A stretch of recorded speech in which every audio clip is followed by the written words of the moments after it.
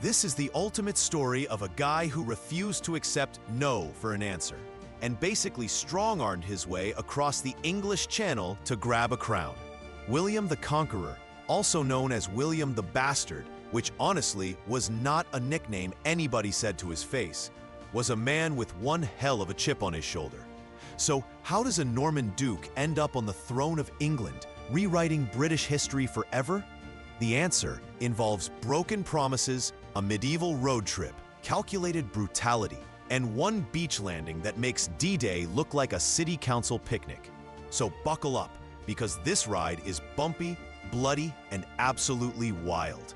Here's where it all starts. William is Duke of Normandy, born illegitimate, but he manages to hold on to his duchy through a mix of terror and charisma, starting at age 8.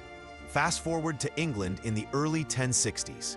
King Edward the Confessor, who, apart from being the most pious king in English history, was also spectacularly childless, which in monarchy terms means trouble's about to drop like a ton of bricks. William claims that Edward once promised him the English throne. Sounds flimsy, right? Well, apparently the two were cousins, a thing monarchs loved bragging about. And according to William, Edward said, "When I'm gone, the crown is yours." Now, whether Edward really meant it or just wanted to get his pushy cousin off his back is still up for debate. Meanwhile, on the English side, there's Harold Godwinson.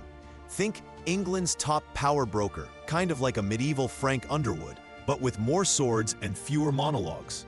In 1064, Harold gets shipwrecked on the Norman coast.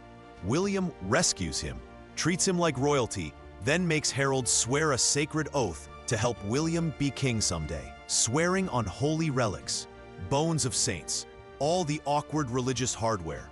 Later, back home, Harold's like, "Actually, I'll just take the throne myself, thanks." When Edward dies in January 1066, Harold is crowned king, probably before Edward's corpse was even cold. That's when William absolutely loses it. Here comes the logistics nightmare.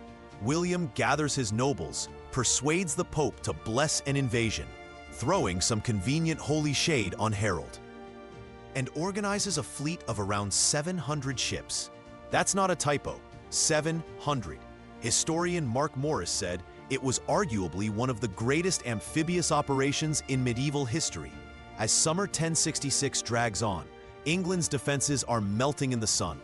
Harold is busy fending off a Viking invasion from the north at Stamford Bridge, and William is waiting for the wind to change so he can launch across the channel. It finally does. William lands at Pevensey in late September, burning villages as an invitation card. Quick checkpoint. So far we have a throne up for grabs, two powerful contenders, one papal thumbs up, and the English and Norman armies staring each other down. Now for the main event. The Battle of Hastings, October 14th, 1066. Harold rushes south after fighting the Vikings, his men tired but determined. William's army is fresh, a mix of Norman knights and archers. The English form a wall of shields. The Normans attack uphill and get smashed. Then, plot twist, several times the Normans fake a retreat, luring English soldiers out of position. Harold's brothers get killed, the shield wall starts breaking, and during the chaotic melee, Harold is said to have taken an arrow in the eye. Graphic, but iconic, even if that story probably comes from the famous Bayeux Tapestry and might be a medieval meme. Once Harold is dead, English resistance crumbles. William takes London, but not before burning a few more villages just to make his point clear. On Christmas Day, 1066, in Westminster Abbey, William is crowned King of England.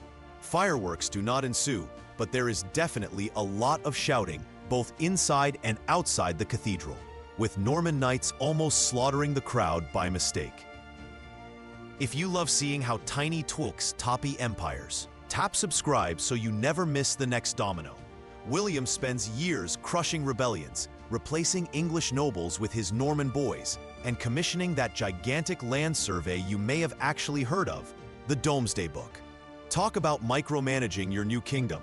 And yet, the impact of that one bloody year is still felt almost 1,000 years later. New laws, new castles, new ruling class. The English language got a Norman makeover. which is why your dinner is beef instead of cow. So here's the twist. William wasn't just lucky or ruthless. He was patient, relentless, and very, very good at holding a grudge. That's how a child with bastard for a surname flipped the script on English history in a single lifetime.